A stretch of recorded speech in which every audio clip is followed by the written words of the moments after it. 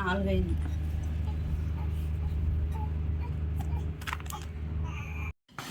Hi friends, నమస్తే.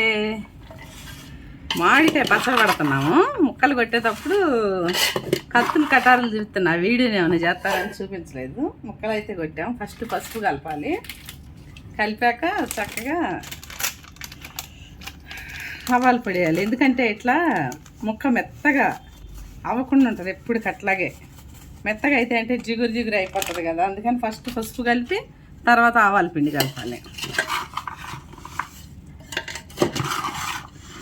మేము పచ్చడి పెడుతున్నాం కదా, 1.5 సంవత్సరాలు ఉంటుంది ఫ్రెండ్స్. పోయిన సంవత్సరం పచ్చడి అయితే మొన్న నేను మరిదోళ్ళకి వీళ్ళకి ఇచ్చేసా. ఆవాల పిండి వేసి బాగా కలుపుకోవాలి.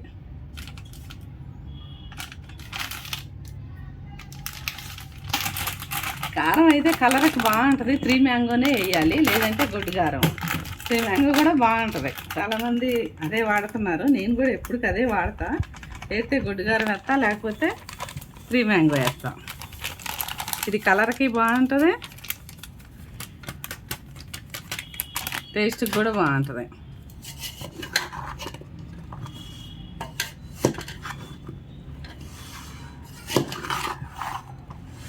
రోజుకు 4 సార్లు 3 రోజులు కలపాలి. కలిపితేనే చక్కగా పచ్చడి చెక్కు చెదరకుండా ఉంటుంది.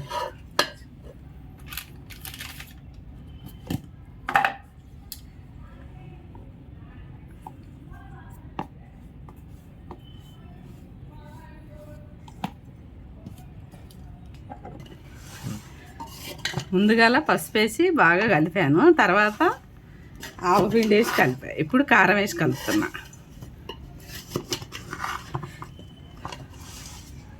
చాలామంది అంటుంటారు కదా మెత్తగా అయిపోయింది ముక్క అని. అట్లా కాకుండా ఉండడానికి ఇట్లా ఈ 3 వేసి కలిపాక ఇప్పుడు సాల్ట్. అందరు కొలతతో వేస్తున్నారు కదా ఫ్రెండ్స్. నేను అందాజుతో వేసేస్తాను.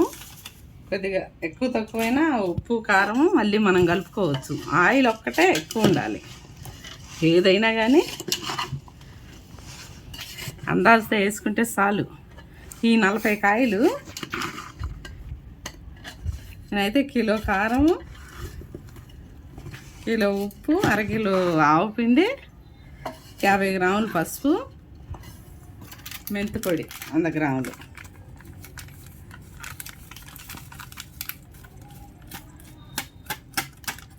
ఇది తింటే అందరూ గ్యాస్ వస్తుంది అనుకుంటున్నారు కదా. రాకుండా ఉండాలంటే మనం మెంతి పొడి కొంచెం 100 గ్రాములు వేసేసుకోవాలి. ఇప్పుడే కలిపేటప్పుడే బాగుంటుంది.